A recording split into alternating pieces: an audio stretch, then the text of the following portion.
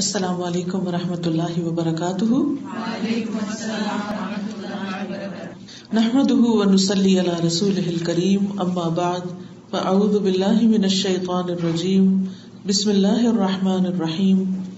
رب اشرح لی صدری ویسر لی امری واحلل عقدۃ من لسانی یفقہوا قولی۔ رسول اللہ صلی اللہ علیہ وسلم نے فرمایا، البر حسن الخلق والاثم ما حاک فی صدرک وکرہت ان یطلع علیہ الناس۔ نواس بن سمان رضی اللہ عنہ سے مروی ہے کہ نبی صلی اللہ علیہ وسلم نے فرمایا، نیکی اچھے اخلاق کا نام ہے، اور گناہ وہ ہے جو تمہارے دل میں کھٹکے اور تم اس بات کو ناپسند کرو کہ لوگ اس سے واقف ہوں، کہ کہیں لوگوں کو پتہ نہ چل جائے۔ تو اس حدیث سے ہمیں خاص طور پر بہت واضح انداز میں نیکی اور گناہ کا کرائیٹیریا دے دیا گیا ہے کہ نیکی کیا چیز ہے، نیک ہونا کس کو کہتے ہیں، اور گناہ کس چیز کا نام ہے، اور یہ دونوں چیزیں ہمارے لیے جاننا کیوں ضروری ہے۔ اس لیے کہ اللہ تعالیٰ نے ہمیں اچھے اور برے کی پہچان دی، اور پھر ہمیں اس دنیا میں بھیج کر بتایا ہے کہ دیکھا یہ جا رہا ہے کہ تم میں سے اچھے کام کون کرتا ہے۔ الذی خلق الموت والحیاۃ لیبلوکم ایکم احسن عملا، کہ جس رب نے بھیجا ہے اس نے اس لیے موت اور زندگی کو پیدا کیا ہے تاکہ تمہیں آزما کر دیکھے کہ تم میں اچھے کام کون کرتا ہے۔ تو ہم جب اس دنیا سے چلے جائیں گے اور دوبارہ اٹھائے جائیں گے، جو ہمارے ایمان کا ایک حصہ ہے، تو ہم سے پوچھا جائے گا کہ تم کیا کر کے آئے ہو۔ اور کوئی بھی شخص، کوئی بھی انسان حساب سے بچ نہیں سکتا کہ وہ اللہ سبحانہ و تعالیٰ کو دھوکہ دے کر کہیں ادھر ادھر چھپ جائے یا کہیں غائب ہو جائے۔ ہر شخص سے اس کی جوانی کے بارے میں، اس کی زندگی کے بارے میں، اس کے علم کے بارے میں، اس کے مال کے بارے میں سوال کیا جائے گا کہ اس نے ان ساری نعمتوں کے ساتھ کیا کیا۔ تو اس لیے بہت ضروری ہے کہ ہم سوچ سمجھ کے زندگی بسر کریں اور اس میں زیادہ سے زیادہ نیکیوں کی حرص رکھیں، نیکی کے کام کریں۔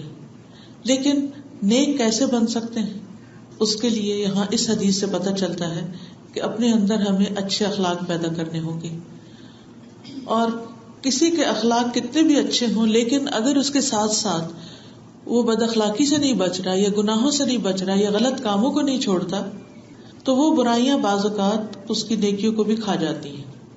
یہ بالکل ایسے ہی ہے کہ جیسے آپ بہت اچھا سا کھانا بنا لیں لیکن اس کو آپ احتیاط نہ برتے بالکل آخر میں جلا دیں، تو تھوڑا سا جلا ہوا بھی سارے کھانے کو بدمزہ کر دیتا ہے۔ چاہے آپ نے 2 گھنٹے لگا کے کوئی چیز بنائی ہو، لیکن اینڈ کی غفلت جو ہے، جس نے اس کھانے کو جلا دیا، وہ چاہے تھوڑا حصہ ہی پورشن جلا، پورا نہ بھی جلا ہو، تو وہ سارے کا سارا خراب ہو جاتا ہے۔ اور اسی طرح کی اور بھی بہت سی ایگزامپلز آپ لائف میں دیکھ سکتے ہیں کہ بعض اوقات بڑی سے بڑی محنت ضائع ہو جاتی ایک چھوٹی سی غفلت سے۔ اسی طرح ایک انسان ساری زندگی میں اچھے کام کرتا ہے لیکن بعض اوقات کسی ایک گناہ کی وجہ سے اس کی ساری نیکیاں برباد ہو جاتی ہیں۔ تو ہر وقت انسان کو محتاط ہونا چاہیے اور اپنا خود محاسبہ کرنا چاہیے، اپنے بارے میں خود دیکھنا چاہیے کہ ہم کہاں کھڑے، کیا کر رہے ہیں، کیونکہ ہر وقت کوئی اور نہیں ہمیں بتائے گا کہ تم اچھے ہو یا برے ہو۔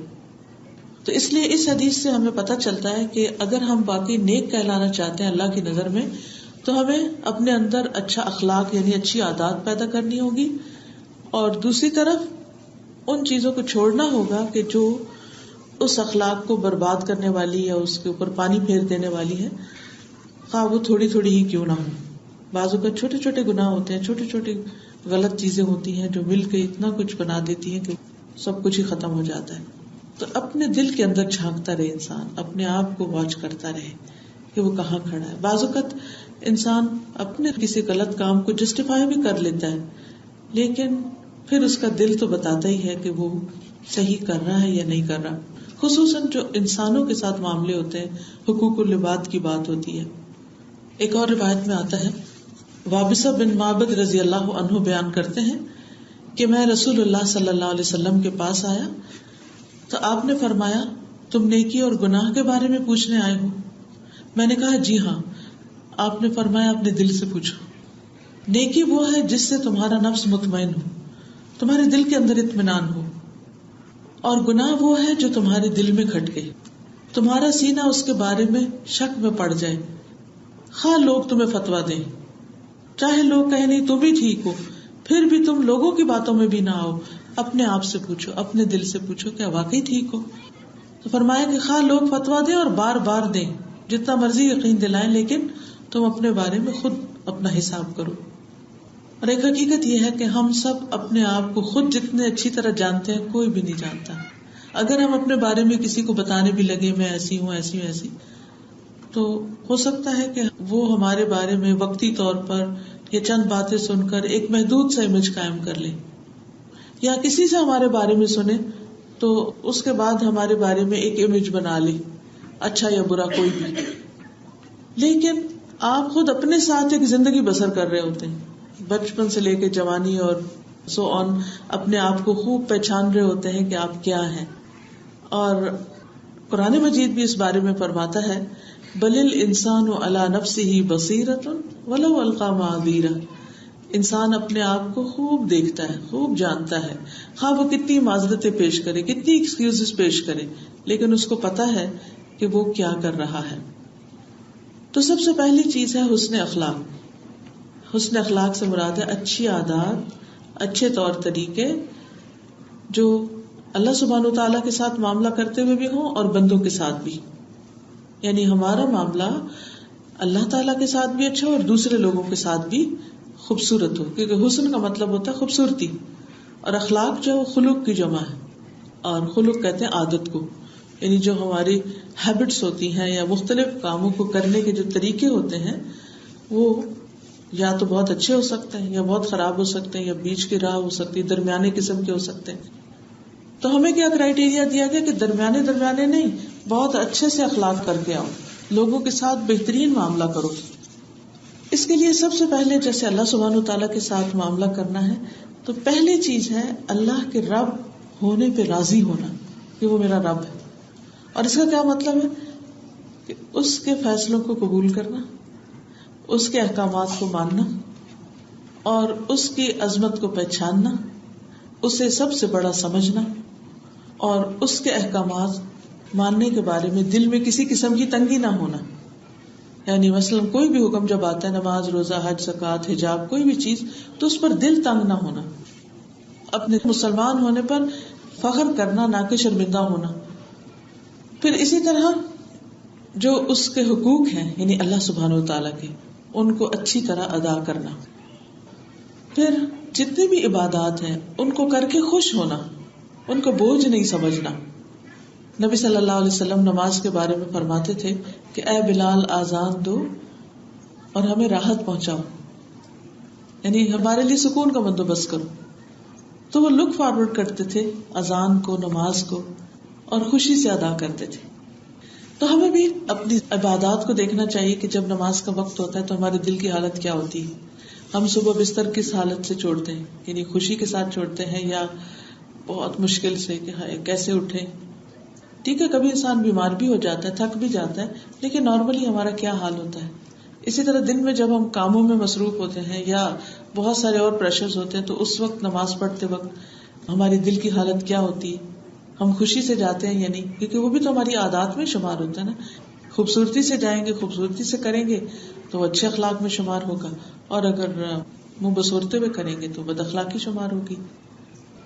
اور پھر آپ دیکھیے کہ جیسے ہم نماز ادا کرتے ہیں تو ہم سمجھتے ہیں ہم اللہ تعالیٰ پہ احسان کر رہے ہیں، حالانکہ یہ تو اللہ تعالیٰ کا ہم پر احسان ہے، وہ ہم پر رحم کرتا ہے کہ بندہ سارے کاموں کو چھوڑے، ہاتھ منہ دھوئے اور میرے حضور جھک جائے اور تھوڑی دیر کے لیے ریلیکس ہو جائے، کیونکہ اس میں ایک طرح سے فزیکلی بھی آپ ایکسرسائز کر رہے ہوتے ہیں، کھڑے ہونا، جھکنا، سجدے میں جانا، سلام پھیرنا، پورا باڈی آپ کی حرکت کر رہی ہوتی ہے، اور اس کے ساتھ ساتھ آپ اللہ کا ذکر کر رہے ہوتے ہیں، وہ بھی آپ کے لیے ریلیکسنگ ہوتا ہے۔ پھر اسی طرح یہ ہے کہ اللہ سبحانہ و تعالیٰ کے بارے میں جب انسان بات کرے تو اچھے انداز میں کرے، خوشی سے کرے، اس کی عظمت بیان کرے۔ عام طور پر تو ہم اچھے ہی ہوتے ہیں، لیکن اگر کوئی چیز ہماری مثلاً کوئی دعا قبول نہیں ہوتی یا ہماری زندگی میں کوئی مشکل آ جاتی تو پھر دیکھنے کی بات ہے کہ اس وقت ہمارا رویہ اور معاملہ اللہ تعالیٰ کے ساتھ کیا ہوتا ہے، پھر ہماری زبان پر کیا ہوتا ہے اور ہم اس سے کتنے راضی ہوتے ہیں۔ دوسری چیز ہے بندوں کے ساتھ اچھا معاملہ، بندوں کے ساتھ اچھا اخلاق۔ بندوں میں سب سے زیادہ ہم پر جس کا حق ہے وہ ہمارے والدین ہیں، ہمارے پیرنٹس۔ کوئی انسان خواہ پوری دنیا کے ساتھ اچھا اخلاق برتتا ہو اور اپنے والدین کے ساتھ اچھا نہ ہو تو اللہ تعالیٰ کی نظر میں وہ اچھے اخلاق والا نہیں ہو سکتا۔ بعض اوقات ہم اپنے والدین کے ساتھ تو اچھے ہوتے ہیں لیکن اپنے شوہر کے والدین کے ساتھ، ساس سسر وغیرہ کے ساتھ اچھے نہیں ہوتے۔ تو ہمیں والدین کے ساتھ، چاہے اپنے ہوں چاہے شوہر کے ہوں، جو بھی بزرگ ہوں، ان کے ساتھ اچھا اخلاق، اچھا معاملہ، رحمت والا معاملہ۔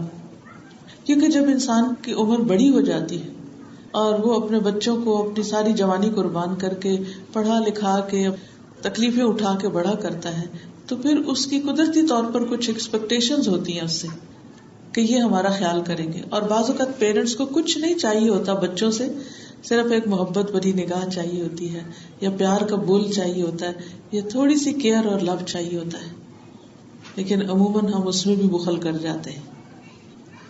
تو اس لیے اچھا اخلاق اس کا ہے جو اپنے والدین کے ساتھ اچھا ہے۔ عبداللہ بن مسعود کہتے ہیں ایک شخص نے نبی صلی اللہ علیہ وسلم سے پوچھا کون سا عمل سب سے اچھا ہے؟ آپ نے فرمایا وقت پہ نماز پڑھنا اور والدین کے ساتھ نیکی کرنا، پھر اللہ کے راستے میں جہاد کرنا۔ یعنی پہلے اللہ سے معاملہ ٹھیک کرو، اپنے گھر میں رویہ اچھا کرو، اس کے بعد باہر آ کے کوئی اور کام کرو۔ پھر اسی طرح والدین کے دوستوں سے، یعنی بڑے لوگوں میں جتنے بھی بزرگ ہیں، پیرنٹس کے جو فرینڈز ہیں، رشتے دار ہیں، خاندان ہیں، ان کے ساتھ بھی حسن سلوک۔ ابن عمر سے روایت ہے کہ جب وہ مکہ کی طرف جاتے تو اپنے گدھے کو آسانی کے لیے اپنے ساتھ رکھتے، جب اونٹ کی سواری سے تنگ آ جاتے تو گدھے پہ بیٹھ جاتے۔ تھک جاتا ہے نا انسان، اگر آپ نے اونٹ کو کبھی چلتے ہوئے دیکھا ہو تو اتنی اسموتھ رائڈ نہیں ہوتی، ہلا ہلا کے مارتا ہے وہ۔ مجھے یاد ہے ایک دفعہ کراچی میں ایسے شغل کے طور پر ہم لوگ اونٹ پہ بیٹھ کے اتنے تنگ آئے کہ بس ابھی اتار دو، کیونکہ عادت نہیں نا اس نے جھولے کھانے کی۔ تو میں یہی سوچنے لگی کہ جو لوگ اتنے دنوں تک اونٹ کی سواری کرتے ہیں، جب وہ اترتے ہوں گے تو ان کا حال کیا ہوتا ہوگا۔ تو بہرحال عبداللہ بن عمر اپنے ساتھ ایک گدھا بھی رکھتے تھے آلٹرنیٹ، جب اوپر تھک جاتے تو گدھے پہ بیٹھ جاتے اسٹریٹ ہو کے، تو اس کے سٹیپس چھوٹے ہوتے ہیں، اس کی ذرا سواری اور طرح کی ہوتی ہے، اور اپنے سر پہ اور عمامہ باندھتے تھے، یعنی پگڑی سی باندھتے تھے۔ تو ایک دن ابن عمر اسی گدھے پہ سوار تھے کہ ان کے پاس سے ایک بدو گزرا، تو انہوں نے اس کو بلایا اور پوچھا کیا تم فلاں بن فلاں کے بیٹے ہو؟ اس نے کہا ہاں اسی کا بیٹا ہوں۔ تو انہوں نے اپنا گدھا اس کو دے دیا کہ اس پہ سوار ہو جاؤ، پھر اپنا امامہ اتار کے اس کو دے دیا۔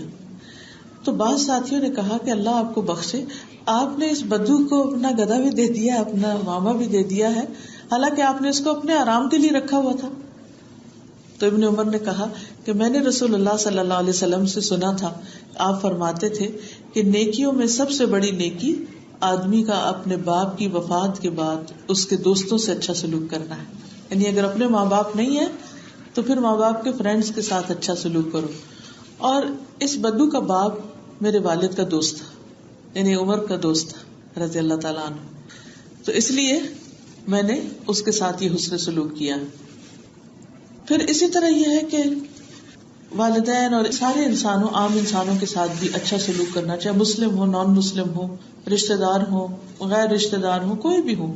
انسانیت کے ناطے میں سب رشتہ دار ہیں ہمارے، سب آدم کی اولاد ہیں، اور کہیں نہ کہیں جا کے رشتہ ضرور ملتا ہے، اوپر کئی پشتوں میں جا کے ملتا ہوگا، لیکن ہر ایک دوسرے کا کہیں نہ کہیں کچھ رشتہ دار بنتا ہے۔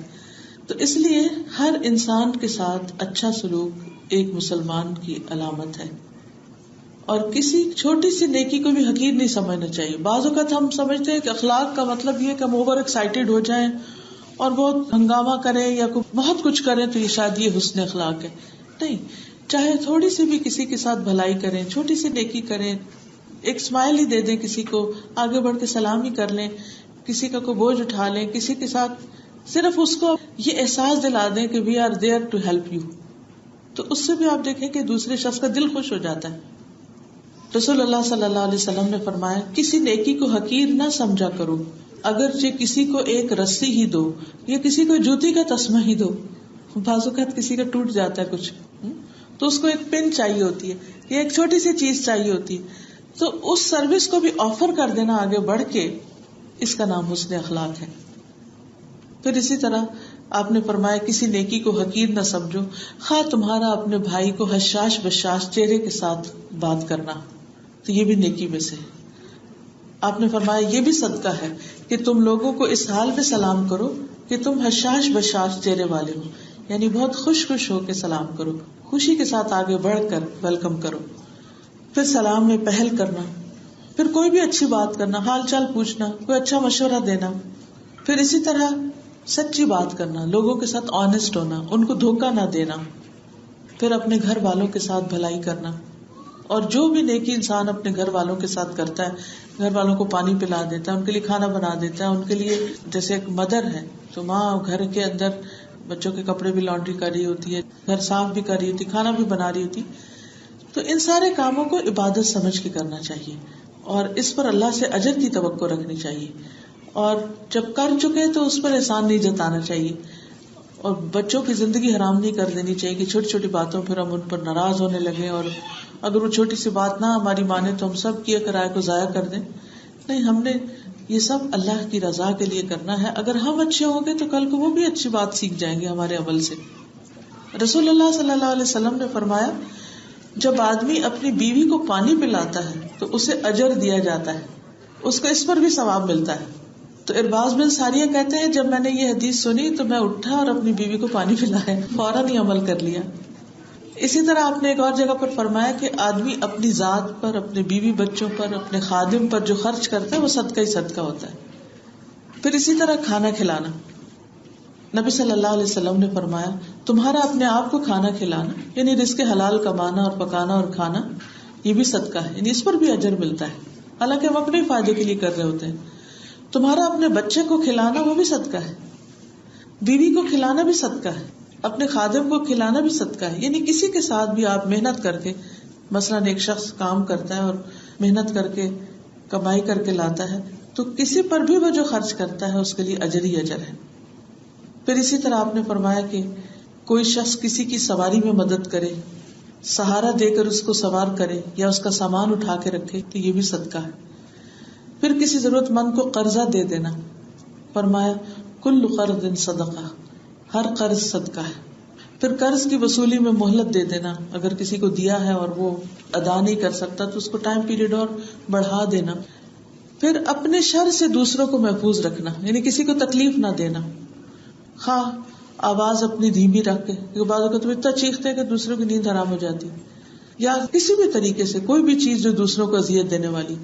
اصل میں اگر دوسروں کی جگہ اپنے آپ کو رکھ لیا جائے کہ اگر ہم اس جگہ پر ہوں تو ہم کیا محسوس کریں، تو بہت سی چیزیں خود ہی سمجھ میں آنے لگتی، پھر کسی سے پوچھنے کی ضرورت بھی نہیں ہوتی. قرآن مجید میں اللہ تعالیٰ فرماتے ہیں وَأَمَّا مَنْ آمَنَ وَعَمِلَ صَالِحًا فَلَهُ جَزَاءً الْحُسْنَى وَسَنَقُولُ لَهُ مِنْ أَمْرِنَا يُسْرًا، جو ایمان لایا اور اس نے نیک عمل کیے اسے اچھا بدلہ ملے گا اور اسے ہم اپنے آسان سے کام کرنے کو کہیں گے، یعنی اس کے لیے آسانیاں پیدا کر دیں گے. ایک اور جگہ پر فرمایا فَأَمَّا مَنْ أَعْطَى وَاتَّقَى وَصَدَّقَ بِالْحُسْنَى فَسَنُيَسِّرُهُ لِلْيُسْرَى، پھر جس نے اللہ کی راہ میں مال دیا، پرہیزگاری اختیار کی، اچھی باتوں کی تصدیق کی، یعنی ان کو مان گیا، ان میں حجت بازی نہیں کی، تو بہت جلد ہم اسے آسانی مہیا کر دیں گے. یعنی یہ اللہ کا وعدہ ہے کہ جو دینے والا انسان ہوگا، جس کے اندر اللہ کا تقویٰ ہوگا، جو اچھی باتوں کو مان جانے والا ہوگا، اللہ تعالیٰ دنیا میں بھی اس کے لیے آسانیاں فرمائیں گے اور آخرت میں بھی آسانی فرمائیں گے. پھر اسی طرح انسان جب نیک کام کرتا ہے، کسی کے ساتھ اچھا سلوک کرتا ہے تو بعض اوقات فوراً بدلہ چاہتا ہے کہ میں نے کسی کے ساتھ اچھا کیا تو وہ فوراً میرے ساتھ برابر کا اچھا کرے، لیکن کئی دفعہ اس شخص کے بس کی بات نہیں ہوتی. لیکن ایک بات پہ یقین رکھنا چاہیے کہ اللہ سبحانہ وتعالیٰ کسی کا اجر ضائع نہیں کرتا. یہ تو اللہ کا وعدہ ہے کہ جو ایمان لائے گا، اچھے کام کرے گا، ہم اس کو دنیا میں بھی اچھی زندگی بسر کرائیں گے. فَلَنُحْيِيَنَّهُ حَيَاةً طَيِّبَةً، لیکن معاملہ اگر انسان اللہ کے ہاتھ پہ چھوڑ دے کہ ٹھیک ہے اللہ کا وعدہ اور مجھے اس کا یقین ہے، اور اس سے توقع نہ رکھے جس کے ساتھ بھلائی کر رہا ہے، تو اللہ سبحانہ وتعالیٰ کسی ایسے راستے سے اس کے لیے بھلائی کا دروازہ کھولیں گے کہ وہ سوچ بھی نہیں سکتا ہوگا. اس کے وہم و گمان میں بھی نہیں ہوگا. مثلاً بعض اوقات آپ اپنے رشتے داروں کے ساتھ بہت اچھا سلوک کرتے ہیں لیکن وہ جواب میں اسے مانتے بھی نہیں کہ آپ نے اچھا کیا, کبھی ذکر بھی نہیں کرتے, بعض اوقات کبھی شکریہ بھی ادا نہیں کرتے. تو ایسے میں انسان کا دل بہت ٹوٹتا ہے کہ ہم تو اتنا کچھ کرتے ہیں اور دوسرے اس کو اکنالج بھی نہیں کرتے. تو کیا خیال ہے کہ آپ کا کیا وہ ضائع ہو گیا؟ کبھی بھی نہیں. نبی صلی اللہ علیہ وسلم نے فرمایا عمر میں اضافہ صرف نیکی کرتی ہے. آپ نے فرمایا جس کو یہ بات پسند ہو کہ اس کی عمر میں برکت ہو اور رزق میں اضافہ ہو, اسے چاہیے کہ اپنے والدین کے ساتھ نیکی کرے اور صلہ رحمی کرے, یعنی ماں باپ کے ساتھ خاص طور پر نیکی کرے اور رشتہ داروں کے ساتھ اچھا سلوک کرے. تو اس سے اس کی عمر بھی بڑھے گی. عمر بڑھنے کے 2 معنی بتائے جاتے, ایک تو لٹرلی سالوں کا اضافہ اور دوسرے عمر میں برکت, کہ تھوڑی زندگی میں بھی انسان بہت کچھ کر جائے. اور رزق میں بھی اضافہ, رزق میں بھی برکت. بعض اوقات بہت کچھ ہوتا ہے لیکن انسان پریشان ہی رہتا ہے کہ کچھ نہیں ہے, انجوائے نہیں کر سکتا. بعض اوقات تھوڑا بھی ہوتا ہے اور اس میں بھی بہت برکت ہوتی. تو اصل چیز ہے برکت, رزق اور عمر میں برکت. یہ 2 چیزیں جو ہر ایک کی تمنا ہے کہ اس کے پاس ہو, اس کے پاس مال بھی ہو اور اس کے پاس زندگی بھی لمبی ہو تاکہ وہ زیادہ دیر دنیا میں رہ سکے. اور اس کا نسخہ کیا ہے کہ صرف اپنی ذات پہ فوکس کرنے کی بجائے ان کے ساتھ اچھا سلوک کرنا جو عموماً اچھا نہیں کرتے ہمارے ساتھ. یعنی اگر کسی بھی خاندان میں جا کر آپ پوچھیں کہ آپ لوگوں کے سب کے آپس کے تعلقات بہت اچھے ہیں, تو کم ہی ایسے لوگ ملیں گے جو یہ کہیں کہ ہمیں کسی سے کوئی شکایت نہیں. ورنہ عموماً دیکھنے میں کیا ملتا ہے کہ بھائی بھائی سے ناراض ہے اور ایک دوسرے کو برداشت نہیں کیا جا رہا, بچوں میں لڑائیاں ہیں, سسرال کے ساتھ نہیں بنتی, میاں کے ساتھ نہیں بنتی. تو یہ سارے مسائل جو ہیں ان کا حل کیا ہے؟ ان کا حل اس میں نہیں کہ عدلے کا بدلہ, کہ کوئی میرے ساتھ برا کرتا ہے تو میں بھی کروں گا. اس کا حل یہ ہے کہ جو برا کرے اس کے ساتھ جواباً اچھا کرے انسان. حدیث میں آتا ہے جس نیکی کا بہت جلدی اجر ملتا ہے وہ صلہ رحمی ہے. یہاں تک کہ کچھ گھرانوں کے لوگ فاسق و فاجر ہوتے ہیں, یعنی بڑے نافرمان ہوتے ہیں اللہ کے, ویسے نماز کو نہیں پڑھتے, لیکن جب وہ صلہ رحمی کرتے ہیں تو ان کے مال بڑھ جاتے ہیں اور افراد کی کثرت ہو جاتی ہے. یعنی اگر کوئی شخص نماز وغیرہ نہیں بھی پڑھ رہا لیکن وہ رشتہ داروں کو دینے والا ہے, ویسے اچھے کام کرنے والا ہے, لوگوں کا خیال رکھنے والا ہے, تو اس کی وجہ سے اللہ تعالیٰ اس کی دنیا کے رزق میں اضافہ کر دیں گے. اس کا یہ مطلب نہیں کہ نماز اس کو پڑھنی نہیں چاہیے یا نماز کا فائدہ نہیں ہے, لیکن اس کا مطلب یہ ہے کہ کوئی بھی نیکی ضائع نہیں ہوتی, ہر نیکی کا اپنا ایک فائدہ ہے. اور خصوصاً یہ 2 کام جو ہیں, یعنی صلہ رحمی, رشتہ داروں کے ساتھ اچھا سلوک اور ماں باپ کے ساتھ اچھا سلوک, یہ تو شور شاٹ انسان کے لیے دنیا میں خیر و بھلائی لانے والی چیز ہے. پھر اسی طرح باقی بھی جتنی نیکیاں, جتنے بھی اچھے اخلاق ہیں, فرمایا نیکی جنت کی طرف لے جاتی. ان البر یہدی الی الجنہ. تو اگر دنیا میں کسی کو نہ بھی ملے, ریٹرن نہ بھی ہو, تو کوئی بات نہیں, کیونکہ دنیا تو جلدی ختم ہو جانے والی ہے. لیکن ہمیشہ کی آخرت اور جنت, اگر وہاں پر کچھ ملے انسان کو تو اس سے بڑی اور کیا سعادت کی بات ہو سکتی ہے. دوسری بات جو اس حدیث میں بتائی گئی ہے کہ گناہ کیا ہے. نیکی کا تو ہم نے دیکھ لیا کہ اچھے اخلاق کا نام ہے, اچھی طرح رہے انسان سب کے ساتھ جس سے بھی اس کا واسطہ پڑتا ہے. اور گناہ کیا ہے؟ وہ جو تمہارے دل میں کھٹکے, یعنی ظاہر میں نہیں. نیکی ظاہر ہوگی لیکن گناہ کا احساس اندر دل میں. اللہ سبحانہ وتعالیٰ فرماتے ہیں وَتَعَاوَنُوا عَلَى الْبِرِّ وَالتَّقْوَى وَلَا تَعَاوَنُوا عَلَى الْإِثْمِ وَالْعُدْوَانِ. نیکی اور تقوی کے کاموں میں ایک دوسرے کی مدد کرو اور گناہ اور زیادتی پر ایک دوسرے کی مدد نہ کرو. تو اب سوال یہ پیدا ہوتا ہے کہ گناہ کیا ہے؟ گناہ وہ ہے جس کے کرنے کے بعد دل بے چین ہو جائے, دل کے اندر ایک کسک سی اٹھے, دل راضی نہ ہو. آپ مختلف دلیلوں سے, تعویلوں سے اپنے آپ کو سیٹسفائی کرنے کی کوشش کریں, لیکن وہ خیال بار بار پھر اٹھ جائے کہ نہیں کچھ ٹھیک نہیں ہے, ٹھیک نہیں. پھر بعض اوقات انسان ایسی پریشانی میں کسی کے پاس جاتا ہے, اس سے پوچھتا ہے, وہ بھی آگے سے اپنے سمجھ کے مطابق کچھ بتا دیتا ہے, لیکن آپ خود زیادہ بہتر جانتے ہوتے ہیں کہ آپ نے ٹھیک کیا ہے یا نہیں کیا. کیونکہ کئی دفعہ ہم دوسرے سے جب کوئی فتویٰ لینے بھی لگتے ہیں یا سوال پوچھنے بھی لگتے ہیں تو اس کو ون سائیڈڈ پکچر دکھاتے ہیں, تو وہ تو اس کے مطابق ہی فیصلہ کرتا ہے نا. تو آپ کو خود زیادہ پتا ہوتا ہے کہ آپ کہاں کھڑے اور دوسرا کہاں کھڑا, کس کی زیادتی, کس کا کیا قصور ہے. تو اس لیے دل کو جج بنایا گیا. ابن عمر کا قول ہے کہ بندہ تقوی کی حقیقت کو نہیں پہنچ سکتا، یعنی کوئی شخص متقی نہیں بن سکتا جب تک کہ وہ بات جو اس کے دل میں کھٹکتی ہو اسے بالکل چھوڑ نہ دے، یعنی جو چیزیں شک میں ڈالتی ہیں ان سے دور ہو جائے. ایک اور روایت میں آتا ہے حرام کاموں سے پرہیز کرو، سب سے زیادہ عبادت گزار بن جاؤ گے. یعنی وہ شخص بڑا عبادت گزار ہے جو حرام چھوڑ دیتا ہے. اب حرام چھوڑنے میں آپ دیکھیے کھانے پینے میں حرام ہے، شراب جوا وغیرہ ہے، کھیل میں جوا ہے، مال کے گناہوں میں اسی طرح مارگیج وغیرہ اور سود کا لین دین، یہ ساری چیزیں اتنی واضح حرام ہے کہ جن میں کوئی شک کی بات ہی نہیں ہے. لیکن ہم کبھی اس سے فتویٰ لیتے ہیں، کبھی سے اپنے آپ کو مطمئن کرتے تھے کہ اندر سے کھٹک جاتی نہیں. تو ایسے میں انسان کے لیے بہتر راہ کیا ہے کہ ایسے کاموں کو چھوڑ کر ان کو اختیار کرے کہ جو دل کو اطمینان بخشنے والے، تاکہ دنیا سے جب انسان رخصت ہو تو اللہ سبحانہ و تعالیٰ کی طرف سے پیغام آئے کہ یا ایتھا النفس المطمئنہ ارجعی الی ربک راضیۃ مرضیہ، اے نفس مطمئنہ چلو اپنے رب کی طرف واپس چلو اس حال میں کہ تم بھی راضی اور تمہارا رب بھی تم سے راضی ہے. یہ حالت زیادہ اچھی ہے یا یہ کہ انسان ایک عجیب کشمکش اور بے چینی اور ڈپریشن میں رہے کہ پتہ نہیں میں ٹھیک کر رہا ہوں یا نہیں کر رہا. تو اس لیے حد البسا کوشش کرنی چاہیے کہ انسان حرام سے بچے، کیونکہ ایک طرف اگر نیکیاں کر رہا ہے دوسری طرف حرام کام کر رہا ہے تو کہیں ایسا نہ ہو کہ وہ حرام گن کی طرح چاٹتے نیکیاں بھی کھا جائیں. اسی طرح ایک اور کرائیٹیریا یہ دیا گیا کہ جس چیز کو انسان پبلکلی کرنا پسند نہ کرے اسے تنہائی میں بھی نہ کرے. یعنی وہ کام جو انسان کسی کے سامنے کرتے ہوئے شرماتا ہے تو چھپ کے نہ کرے اس کو. تو الاسم ما حاک فی نفسک، یعنی گناہ وہ جو دل میں کھٹکے اور اس بات کا ڈر ہو کہ لوگوں کو نہ پتہ چل جائے. آپ دیکھیے کہ دن میں کتنی دفعہ ہم کہتے ہیں کہ ہائے لوگ کیا کہیں گے.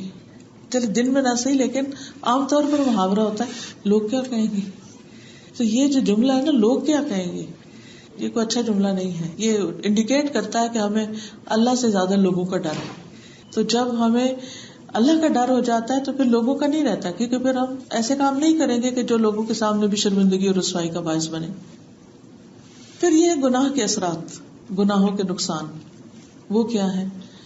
جس طرح نیکی کا فائدہ ہے، اور نیکی کا سب سے بڑا فائدہ کیا ہے، نیکی کا سب سے بڑا فائدہ یہ ہے کہ انسان کی عمر میں اضافہ ہوتا ہے، اللہ تعالیٰ کی رضا ملتی ہے، جنت کا راستہ ملتا ہے. اور اسی طرح نیکی کا فائدہ یہ ہے کہ انسان کے رزق میں برکت ہوتی ہے. تو اسی طرح گناہ کے بھی کچھ اثرات ہیں. یعنی اگر نیکی فائدہ دیتی تو گناہ نقصان دیتے ہیں، یہ بھی سمجھنے کی بات ہے. اس میں کچھ تو انسان کو پرسنلی نقصان ہوتے ہیں، یعنی کئی بیماریوں کی شکل میں. پھر انسانوں کے ساتھ تعلقات کے اندر بھی نقصان ہوتے ہیں، آپس کی محبت ختم ہو جاتی ہے.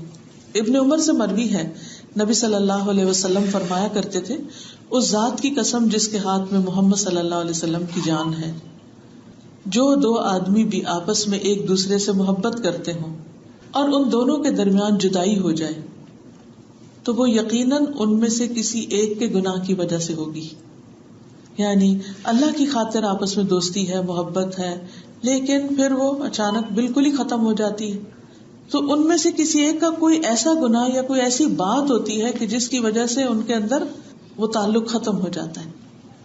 حالانکہ جو تعلق اللہ کی خاطر ہوتا ہے اس میں انسان کو فائدہ ہی فائدہ ہے، انسان نیکیوں میں آگے بڑھتا ہے، انسان کے ایمان میں اضافہ ہوتا ہے. پھر اسی طرح یہ ہے کہ چھوٹے چھوٹے گناہ مل کے انسان کو ہلاکت کی طرف لے جاتے ہیں. پھر قیامت کے دن ان کا بوجھ انسان کو خود ہی اٹھانا پڑے گا. قرآن مجید میں اللہ تعالیٰ فرماتے ہیں وَلَا تَزِرُ وَازِرَةٌ وِزْرَ أُخْرَى وَإِن تَدْعُ مُثْقَلَةٌ إِلَى حِمْلِهَا لَا يُحْمَلْ مِنْهُ شَيْءٌ وَلَوْ كَانَ ذَا قُرْبَى.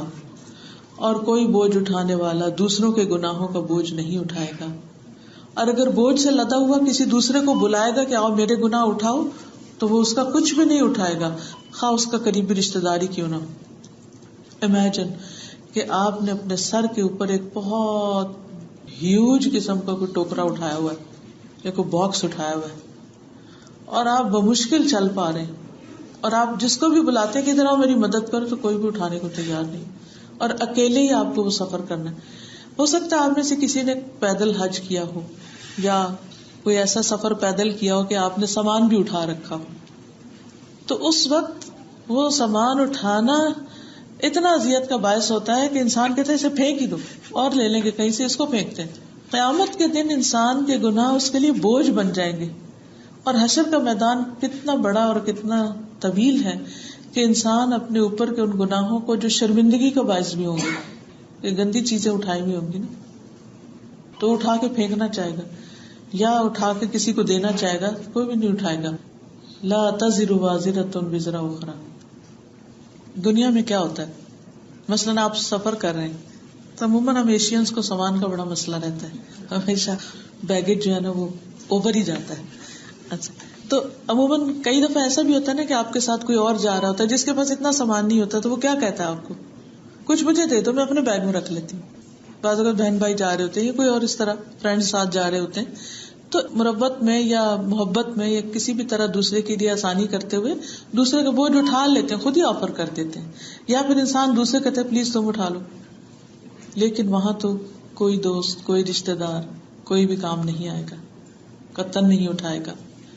پھر یہ ہے کہ قیامت کے دن گناہوں کے مطابق انسان کا پسینہ نکلے گا. رسول اللہ صلی اللہ علیہ وسلم نے فرمایا قیامت کے دن سورج صرف 1 میل کی مسافت کے برابر آ جائے گا. اس کی گرمی میں اتنا اضافہ ہو جائے گا کہ دماغ ہانڈیوں کی طرح ابلنے لگیں گے. استغفر اللہ، اللہ ہمیں اس دن کے اس مشکل سے بچائے. اب دیکھیے تھوڑی سی دھوپ نکلتی ہے اور ذرا لمبی دیر کے لیے نکلے تو ہم گھبرا اٹھتے ہیں کہ ہائے بڑی گرمی ہو گئی ہے، اب کدھر جائیں. اور وہاں کیا ہوگا کہ بالکل قریب آ جائے گا اور تمام لوگ اپنے اپنے گناہوں کے اعتبار سے پسینے میں ڈوبے ہوئے ہوں گے. چنانچہ کسی کا پسینہ اس کے ٹخنوں تک ہوگا، کسی کا پنڈلی تک، کسی کا جسم کے درمیانے حصے تک، اور کسی کا منہ میں پسینے کی لگام ہوگی. تو آپ سوچئے کہ اس وقت انسان کا حال کیا ہوگا. تو گناہ چاہے معاف بھی کر دیے جائیں مگر جب تک حساب نہیں ہوتا تو سر پہ اٹھانے ہیں نا. تو ایسی چیزیں ہم کیوں اکٹھی کریں؟ تو اول تو یہ کہ کریں نا، لیکن چونکہ انسان ہے بھولتے تو رہیں گے، ہم سب سے بھول ہوگی، تو اس لیے اگر بھول جائیں تو پھر کیا کریں؟ پھر معافی مانگ لیں، استغفار کر لیں، ان کی جگہ نیکیاں کر لیں تاکہ وہ گناہوں کو مٹا دیں. ان الحسنات یذھبن السیئات. اور پھر یاد رکھیے کہ گناہوں کی پہچان کا ذریعہ بھی دل ہے. بہت سی چیزیں حلال بھی واضح ہوتی ہیں، حرام بھی واضح ہوتی ہیں، لیکن کچھ امور ایسے ہوتے ہیں کہ جو نہیں پتہ چلتے کہ ادھر جائیں کہ ادھر جائیں، یہ کریں کہ وہ کریں، 50-50 میں ہوتے ہیں. تو پھر ہمیں اپنے دل کے مفتی سے پوچھنا چاہیے کہ اب کیا کرنا ہے. نبی صلی اللہ علیہ وسلم نے فرمایا جو چیز تمہارا دل ناپسند کرے اسے چھوڑ دو. پھر اسی طرح بعض اوقات انسان برائی کو برائی نہیں سمجھتا، یہ بھی ایک گناہ ہے، اور یہ بھی انسان کے لیے بخشش کا ذریعہ نہیں بنتا. توبہ کی شرط کیا ہے کہ برائی کو برائی سمجھا جائے. پھر مومن کے بارے میں فرمایا کہ مومن اپنے گناہوں کو ایسے دیکھتا ہے جیسے وہ کسی پہاڑ کے نیچے بیٹھا ہوا ہو. اتنا بڑا بوجھ لگتا ہے اس کو، اور اسے خطرہ ہو کہ پہاڑ اوپر نہ گر جائے. پہاڑ کو تو آپ امیجن نہیں کر سکتے، لیکن اگر کسی ہیوج بلڈنگ میں آپ جائیں، اگر آپ کو عادت نہ ہو بلڈنگز میں رہنے کی، آپ اندر جائیں تو لابی میں کھڑے ہو کے ایک دم احساس ہوتا ہے اگر یہ ساری بلڈنگ اوپر سے گرے تو بنے گا کیا، ہم کہاں ہوں گے. کئی دفعہ آپ نے دیکھا بھی ہوگا ٹیلی ویژن وغیرہ پر کہ پچھلے سال شاید چائنا میں کچھ بلڈنگز گری تھی، کبھی زلزلوں میں اور جگہوں پر گر جاتی ہیں. تو ایسی جگہ پر جا کر انسان سوچے کہ سارا میرے سر کے اوپر ہے. تو جو مومن ہوتا ہے وہ گناہ کو اسی طرح سمجھتا ہے کہ جیسے میرے سر کے اوپر پہاڑ کھڑا ہے، مجھے اس کو اتار کے پھینکنا ہے، جتنی بھی ایفرٹ ہو میں اس کو نہیں اپنے سر، یعنی اس کا دل گھبراتا ہے. یعنی ویسے کچھ نہیں، جب ہوتا ہے نا کہ آپ کو گھبراہٹ شروع ہو جاتی ہے سوچ کے بھی کہ یہ گرا تو بنے گا کیا، آپ کو سانس نہیں آتا. اسی طرح مومن جو ہے وہ گناہ سے اتنا گھبراتا ہے، مطلب کئی آتے اپنی پتہ ہوتی ہیں اچھی نہیں ہے اور انسان سوچتا رہتا ہے اس کو ٹھیک کرنا ٹھیک کرنا ٹھیک کرنا، لیکن سستی کے مارے ان کو لیے چلتے ہیں. لیکن جتنا جتنا ایمان بڑھتا جاتا ہے اتنی اتنی سینسٹیوٹی بڑھتی جاتی ہے گناہوں کے لیے، اور اس کو انسان اپنے لیے بہت بڑی مشکل سمجھتا ہے اور اس کو ہٹا دینا چاہتا ہے. اب یہ ہے کہ کیا ہر ایک کا دل کھٹکتا ہے برائی پہ؟ نہیں، ایسا نہیں ہوتا، ہر ایک کا نہیں کھٹکتا، کیونکہ جو مردہ دل ہوتے ہیں، جو بے حس ہوتے ہیں، بے ضمیر ہوتے ہیں، ان کو کوئی پرواہ نہیں ہوتی. اس کے لیے ضروری ہے کہ اپنے اندر وہ حس پیدا کی جائے. اب مثال کے طور پر آپ دیکھیے کہ جیسے یہ کارپیٹ ہے تو اس کے اندر جو شیڈ ہے یہ اس قسم کا ملگجا سا کہ اگر اس کے اوپر کچھ گر بھی جائے تو نہیں پتہ چلے گا، لیکن اس وقت ٹیبل کلاتھ جو ہے یہ سفید رنگ کا ہے. اس کو اور اس کو کمپیئر کرے. اگر آپ کے دل کی حالت وہ ہے جو اس کارپیٹ کی ہے تو آپ کو گناہ کے بارے میں احساس نہیں ہوگا. اور اگر آپ کا دل سفید ہے، روشن ہے، تو چھوٹا سا ذرہ بھی آپ کو نظر آئے گا تو آپ کا دل پریشان ہوگا. اسی لیے آپ دیکھیں کہ جو چھوٹے بچے ہوتے ہیں نا، وہ گناہ نہیں کرتے نا تو وہ بہت سینسیٹیو ہوتے ہیں. اجنبی لوگوں سے گھبرائیں گے، جو اس قسم کے غلط کام کرنے والے لوگ ہیں ان کے پاس نہیں جائیں گے. تو یہ قدرتی طور پر ایک پہچان ہوتی ہے ان کے اندر. تو جس دل کے اندر بھی تقویٰ ہے، جس دل کے اندر خدا کا خوف ہے، اس دل کو یہ محسوس ہوتا ہے کہ گناہ کتنی بری چیز ہے اور برائی اس کو کھٹک جاتی. دل کو روشن کرنے کے لیے، صاف کرنے کے لیے کیا کرنا چاہیے؟ اللہ پر مضبوط ایمان ہونا چاہیے. وَمَن يُؤْمِن بِاللَّهِ يَهْدِ قَلْبَهُ، جو اللہ پر ایمان لائے گا اللہ تعالیٰ اس کے دل کو ہدایت دے دے گا، اس کو راہ دکھا دے گا، اس کے دل کے اندر ایک میزان پیدا کر دے گا. دوسرے قرآن مجید کی تلاوت اور غور و فکر کرنا. اللہ تعالیٰ فرماتے ہیں یا ایھا الناس قد جاءتکم موعظۃ من ربکم وشفاء لما فی الصدور، لوگوں تمہارے پاس تمہارے رب کی طرف سے نصیحت آ چکی، یہ دلوں کے امراض کی شفا اور مومنوں کے لیے ہدایت اور رحمت ہے. تو دل بیمار ہوتے ہیں جب تو ان کو نہیں پتہ چلتا. مثلاً آپ بیمار ہوتے ہیں، آپ کی زبان کڑوی ہوتی ہے تو فوڈ کا جو ذائقہ ہوتا ہے نا وہ نہیں پتہ چلتا، آپ ٹیسٹ ہی نہیں کر پاتے. لیکن جب آپ صحت مند ہوتے ہیں تو آپ کو سب پتہ چلتا ہے، نمک زیادہ یا کم ہے، کیا پکا ہوا کیا نہیں. اسی طرح جب دل صاف ہوگا، دل صحت مند ہوگا، دل میں شفا ہوگی تو سب پتہ چلے گا اچھا کیا اور برا کیا ہے. اور اس کے لیے قرآن کی تلاوت، قرآن کے ساتھ مضبوط تعلق. آپ یقین کیجئے کہ اگر آپ کا قرآن کے ساتھ تعلق نہیں تو دل کو شفا مل ہی نہیں سکتی. ہونے کے بعد اگر کم ہو جائے یا نہ رہے، دل پھر بیمار ہو جاتا ہے، اس کے اندر ڈیفیشنسی ہو جاتی ہے. تو اس لیے مرتے دم تک قرآن کو تھام کے رکھنا چاہیے. اور صرف تلاوت ہی نہیں بلکہ اس کو سمجھ کر پڑھنا پڑھانا یہ دلوں کی شفا کا باعث بنتا ہے. تو اپنے ساتھ ایک عہد کر لیجئے کہ ہم بیئر منیمم قرآن کا ترجمہ ضرور سیکھیں گے اور سیکھنے کے بعد اس کو یاد بھی رکھیں گے، بھلائیں گے نہیں. اور اگر ہو سکے تو کسی کو پڑھائیں گے بھی، کسی کو آگے بھی بانٹیں. کیونکہ علم ایسی چیز ہے جو دینے سے بڑھتی ہے، مال دینے سے کم ہوتا ہے، علم دینے سے اور زیادہ ہو جاتا ہے. تو اس لیے علم کے معاملے میں بخل نہیں ہونا چاہیے. فَأَمَّا مَنْ أَعْطَى وَاتَّقَى، جس نے دیا اور تقوی اختیار کیا. تو یہ جب آپ بانٹیں گے انشاءاللہ تو اور زیادہ آپ کے اپنے اندر شفا ہوگی اور کلیئرٹی آتی جائے گی. پھر اسی طرح گناہوں سے بچنا، یہ بھی دل کے لیے صحت کا باعث ہے. حدیث میں آتا ہے الاسم حواز القلوب، گناہ دلوں پر غلبہ پانے والا ہے، یعنی وہ دل کو جا پکڑتا ہے اور اس کو بیمار کر دیتا ہے. پھر اسی طرح فتنوں سے بچنا، دنیا کی محبت سے بچنا، کیونکہ دنیا کی محبت انسان کے دل کو بیمار کر دیتی ہے، چاہے وہ اپنی اولاد کی، چاہے اپنے شوہر کی، چاہے اپنے دنیا کے مال کی یا گھر کی. یہ نہیں کہ ہمیں اس کے کوئی تعلق نہیں ہونا چاہیے، نہیں، مطلب یہ ہے کہ جب وہ محبت اللہ کی محبت سے بڑھ جاتی ہے تو وہ محبت پھر انسان کے دل کو میلا کر دیتی ہے اور دل سخت ہونے لگتا ہے. ان سب چیزوں سے اللہ کی خاطر محبت کریں. یہ ہے عجیب سا کانسیپٹ لگتا ہے، لیکن ہمیں دین میں اتنا خوبصورت محبت کا یہ کانسیپٹ ہے جو دنیا کی کسی ایتھکس میں، کسی ریلیجن میں کہیں بھی نہیں ملے گا. کہ love for the sake of Allah. If you love your child, بچے سے محبت ہے تو اس کو ایسا بنائے کہ بچہ آپ کے لیے صدقہ جاریہ بنے. مال سے محبت ہے، ایسے کاموں میں لگائیں کہ جو انسانوں کی بھلائی کے اور مرنے کے بعد آپ کے لیے خیر و بھلائی کا باعث ہو. اسی طرح اگر شوہر سے محبت ہے تو ہم پھر کیا چاہیں گے کہ شوہر اچھے کاموں میں لگے، بچوں کی اچھی تربیت ہو. دوست سے محبت ہے اللہ کی خاطر تو پھر ہم کیا کریں گے، اس کو پکڑ پکڑ کے اللہ کی طرف لائیں گے، اس کو بھلائی چاہیں گے. تو اس طرح وہ محبت بھی ہمارے لیے اور فائدہ مند ہوتی ہے اور اس کا اجر بھی بہت زیادہ ہے اور اس سے دلوں کو شفا نصیب ہوتی ہے.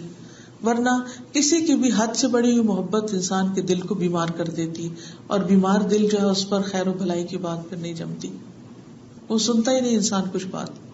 عبداللہ بن عمرو کہتے ہیں کہ آپ صلی اللہ علیہ وسلم سے کہا گیا، اے اللہ کے رسول، لوگوں میں کون سب سے افضل ہے؟ آپ نے فرمایا صاف دل والا، زبان کا سچا. لوگوں نے کہا زبان کے سچے کو تو ہم جانتے ہیں، صاف دل کون ہے؟ فرمایا پرہیزگار پاک صاف جس کے دل میں گناہ نہ ہو، بغاوت نہ ہو، خیانت نہ ہو، حسد نہ ہو، نہیں کسی کے لیے بھی حسد نہ ہو، برا نہ سوچے. اور پھر دل کی اصلاح کا ایک اور طریقہ زبان کی اصلاح ہے، کیونکہ نبی صلی اللہ علیہ وسلم فرمایا کسی کا دل ٹھیک نہیں ہو سکتا جب تک زبان ٹھیک نہ ہو. کیونکہ اتنا بھی اچھا آپ کا دل ہو، آپ نے خوب قرآن کی تلاوت کر لی، اچھے اچھے کام کی، دل بڑا مطمئن، آپ کسی سے ایک معاملہ کریں اور اس کو برا بھلا کہنا شروع کر دیں، وہ کیا ہوگا؟ مڑ کے پھر دل کے اوپر کچھ داغ پڑ جائیں گے.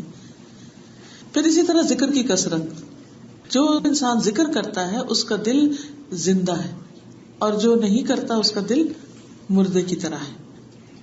پھر کثرت سے استغفار، نبی صلی اللہ علیہ وسلم نے فرمایا میرے دل پر بھی داغ آ جاتا ہے، اسی وجہ سے میں ایک دن میں 100 سے زیادہ بار استغفار کرتا ہوں. تو دلوں کو دھونے اور چمکانے کا بہترین ذریعہ استغفار ہے. پھر دل کی سلامتی کے لیے دعائیں کرنا، اللہم اجعل فی قلبی نورا، اللہ میرے دل میں نور ڈال دے. اللہم اہد قلبی وسدد لسانی واسلل سخیمۃ قلبی، اے اللہ میرے دل کو رہنمائی عطا کر، میری زبان کو درستگی عطا فرما اور میرے دل کے کینے کو دور کر دے. پھر اسی طرح اللہم انی اسألک الثبات فی الامر والعزیمۃ علی الرشد واسألک موجبات رحمتک وعزائم مغفرتک واسألک شکر نعمتک وحسن عبادتک واسألک قلبا سلیما ولسانا صادقا واسألک من خیر ما تعلم واعوذ بک من شر ما تعلم واستغفرک لما تعلم انک انت علام الغیوب. اے اللہ میں تجھ سے دین میں ثابت قدمی اور ہدایت میں پختگی کا سوال کرتا ہوں، اور میں تجھ سے تیری رحمت کو واجب کرنے والے اور تیری مغفرت کو لازم کرنے والے امور کا سوال کرتا ہوں. میں تجھ سے تیری نعمتوں کا شکر ادا کرنے اور اچھے انداز میں عبادت کرنے کا سوال کرتا ہوں. میں تجھ سے قلب سلیم اور سچی زبان کا سوال کرتا ہوں. میں تجھ سے ہر اس بھلائی کا سوال کرتا ہوں جسے تو جانتا ہے، اور ہر اس برائی سے تیری پناہ چاہتا ہوں جو تیرے علم میں ہے، اور تجھ سے ان تمام گناہوں کی بخشش کا سوال کرتا ہوں جو تیرے علم میں ہے، بے شک تو غیبوں کو خوب جاننے والا ہے. یعنی جو بھی میرا کوئی گناہ ہے اللہ تجھ سے تو نہیں چھپا ہوا، اس لیے تو ہی معاف کرنے والا ہے، تو معاف فرما دے. تو اس حدیث سے یہ پتہ چلتا ہے کہ انسان کو اچھا انسان بننے کے لیے اپنے ظاہری اخلاق کو بھی اچھا رکھنا ہے.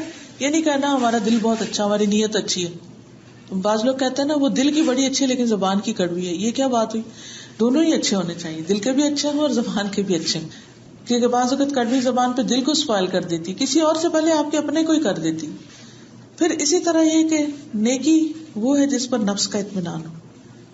پھر یہ کہ انسان کی نیکی کی گواہی جب ہم دوسروں سے معاملہ اچھا کریں گے تو وہ بھی دیں گے، اور یہ بھی ایک کرائیٹیریا کہ کوئی اچھا ہے کہ نہیں. کلثوم خزائی کہتے ہیں ایک آدمی نبی صلی اللہ علیہ وسلم کے پاس آیا. اس نے پوچھا مجھے کیسے پتا چلے گا جب میں نیکی کروں یا برائی کروں؟ تو مجھے سمجھ نہیں آتی کہ میں نے اچھا کیا کہ نہیں کیا، یعنی کسی کے ساتھ میرا معاملہ اچھا ہے کہ نہیں، کیسے مجھے پتا چلے؟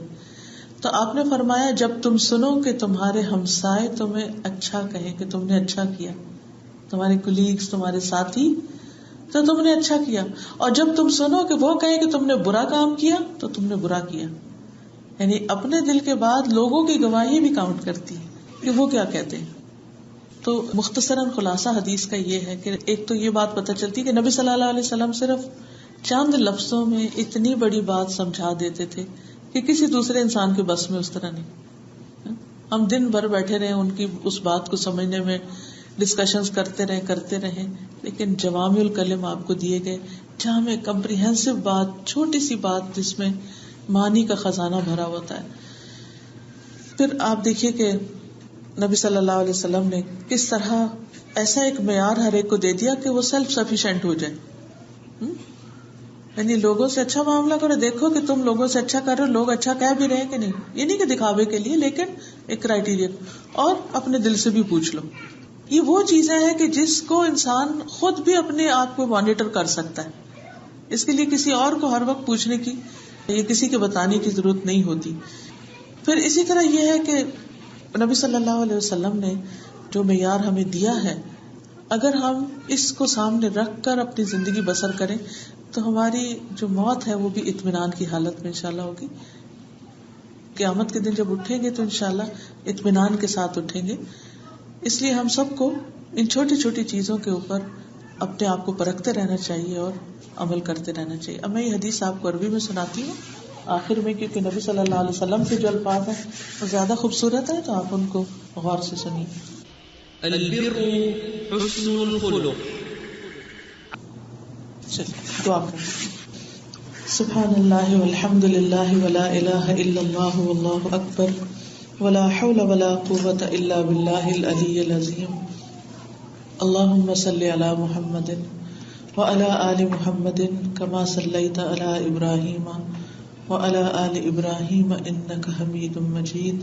اللہم بارک علی محمد وعلی آل محمد کما بارکت علی ابراہیم وعلی آل ابراہیم انک حمید مجید. ربنا آتنا فی الدنیا حسنۃ وفی الآخرۃ حسنۃ وقنا عذاب النار. ربنا لا تزغ قلوبنا بعد إذ هديتنا وهب لنا من لدنك رحمة إنك أنت الوهاب. ربنا هب لنا من أزواجنا وذرياتنا قرة أعين واجعلنا للمتقين إماما. یا اللہ پاک جو کچھ ہم نے پڑھا ہے سنا ہے ہمیں عمل کی توفیق عطا فرما. یا اللہ تو ہمارے گناہوں کو بخش دے, ہمارے دلوں کو اطمینان عطا کر. اللہ ہمیں اپنی محبت عطا کر, اپنے دین کی محبت عطا کر. یا رب العالمین تو ہمیں بہترین اخلاق عطا فرما. اللہ ہمارے دل کو بہترین مفتی بنا. اللہ ہمارے بچوں کو ہماری آنکھوں کی ٹھنڈک بنا. یا اللہ انہیں نیک ہدایت عطا فرما. یا رب العالمین تمام مسلمانوں کو, تمام انسانوں کو ہدایت عطا فرما. یا اللہ تو اس جگہ میں بہترین خیر و برکت ڈال دے. اس جگہ سے دین کا بہترین نور اور روشنی ہر طرف پھیلے. جنہوں نے اس کا اہتمام کیا آج کی مجلس کا انہیں بہترین جزا دے. جو بہنیں سننے کے لیے آئی ہیں اللہ ان کا آنا بیٹھنا سننا قبول فرما. یا رب العالمین تو ہم سب کو, ہماری نسلوں کو اپنے دین پر قائم رکھنا, ہمارے دلوں کو بھٹکنے سے بچا لینا. یا رب العالمین تمام بیماروں کو صحت عطا فرما. سب دکھی لوگوں کو دکھ دور فرما دے, سب کی پریشانیاں دور فرما. اللہ ہمارے گھروں میں سکون اور خوشیاں پیدا فرما. رب ارحمہما کما ربیانی صغیرا. اللہ ہمارے والدین پر اپنی رحمت فرما. جو دنیا سے جا چکے ہیں ان کی بخشش فرما.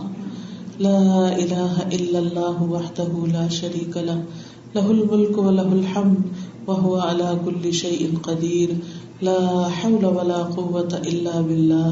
لا الہ الا اللہ لا نعبد الا ایاہ لہ النعمت ولہ الفضل ولہ الثناء الحسن. لا الہ الا اللہ مخلصین لہ الدین ولو کرہ الکافرون. لا حول ولا قوة الا باللہ العلی العظیم. ربنا تقبل منا انک انت السمیع العلیم وتب علینا انک انت التواب الرحیم. وصلی اللہ تعالی علی خیر خلقہ محمد وعلى آلہ واصحابہ واہل بیتہ اجمعین برحمتک یا ارحم الراحمین. الہی آمین. سبحانک اللہم وبحمدک اشہد ان لا الہ الا انت استغفرک واتوب الیک. السلام علیکم ورحمۃ اللہ وبرکاتہ.